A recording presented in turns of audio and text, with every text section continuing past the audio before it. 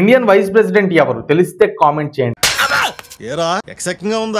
ఆగండి. ఇండియాకి vice president లేరు. హెల్త్ గ్రౌండ్స్ మీద శ్రీ జగదీప్ ధన్కర్ రిజైన్ చేయడంతో మళ్ళీ ఎలక్షన్స్ జరుగుతున్నాయి. సో ఈ వీడియోలో పాలిటీషియన్స్ ఎంత షేమ్లెస్ గా ఉంటారు, ఓట్ వేసేవాడికి ఎడ్యుకేషన్ ఎందుకు ఇంపార్టెంట్, మినిస్టర్ గారి కండిషన్ చాలా క్రిటికల్ గా ఉంది. ఇంకో 48 hours గడిస్తే కానీ ఏమీ చెప్పలేదు. డాక్టర్ గారు చెప్పింది విన్నావు కదా, ఇక్కడ మినిస్టర్ గారు చావు బతుకుల మధ్య కొట్టుమిట్టాడుతున్నారు. హెల్త్ గ్రౌండ్స్ అనే కాజ్ ని పాలిటీషియన్స్ ఎలా మిస్యూజ్ చేస్తున్నారో ఒక రియల్ స్టోరీ ద్వారా తెలుసుకుందాం. హెల్త్ గ్రౌండ్స్ ని షోకేస్ చేస్తూ former vice president Jagdeep Dhankhar resign చేశారు. కానీ పొలిటికల్ సర్కిల్స్ లో రీజన్ వేరే ఉంది అని చాలా స్ట్రాంగ్ గా వినిపిస్తున్న మాట. అయితే సేమ్ హెల్త్ గ్రౌండ్స్ మీద united Andhra Pradesh former governor ND Tiwari 2009 లో రాజీనామా చేశారు. బట్ రియల్ రీజన్ ఏంటి అంటే ఏబిఎన్ ఆంధ్రజ్యోతి చేసిన స్టింగ్ ఆపరేషన్ లో official governors residence Raj Bhavan లో ఆయన 3 అమ్మాయిలతో రెడ్ హ్యాండెడ్ గా దొరికారు. గవర్నమెంట్స్ ఆఫీస్ మిస్యూజ్ చేస్తున్నారన్న కారణంగా ఆయన రిజైన్ చేయాల్సి వచ్చింది. బట్ ట్విస్ట్ ఏంటంటే ఆయన హెల్త్ గ్రౌండ్స్ మీద రిజైన్ చేశారు. ఇంకో ట్విస్ట్ ఏంటంటే అప్పటికి ఆయన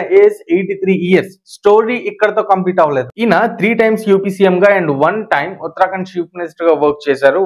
2 different states కి చీఫ్ మినిస్టర్ గా చేసిన మొట్టమొదటి పర్సన్ ఈయన. అయితే 2006 లో హెల్త్ గ్రౌండ్స్ మీద ఉత్తరాఖండ్ చీఫ్ మినిస్టర్ పోస్ట్ కి రిజైన్ చేశారు. హెల్త్ గ్రౌండ్స్ మీద రిజైన్ చేసిన 83 years వ్యక్తిని ఒక స్టేట్ గవర్నర్ గా ఎలా అపాయింట్ చేస్తారు అంటే సిస్టమ్ ఎంత వర్స్ట్ గా తయారైంది. అయితే ఎన్డి తివారీ అతని బయాలజికల్ ఫాదర్ అని ఢిల్లీ హైకోర్టులో రోహిత్ శేఖర్ అనే వ్యక్తి 2008 లో పిటిషన్ ఫైల్ చేసి 2011 లో విన్ అయ్యాడు. అంటే ఇన్ని నెగిటివ్ పాయింట్స్ ఉన్న వ్యక్తి రాష్ట్రాలని దేశాలని శాసిస్తున్నాడు.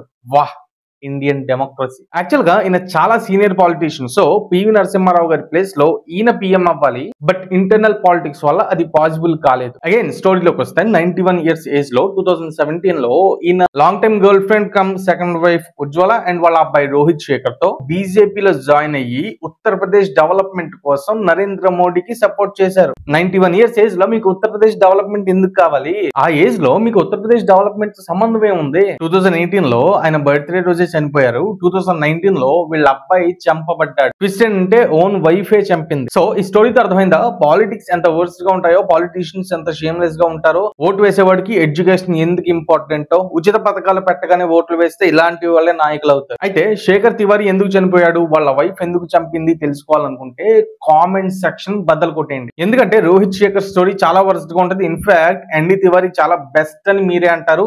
ఎన్డి తివారీ మంచివాడు, సౌమ్యుడు అని మీరే అంటారు.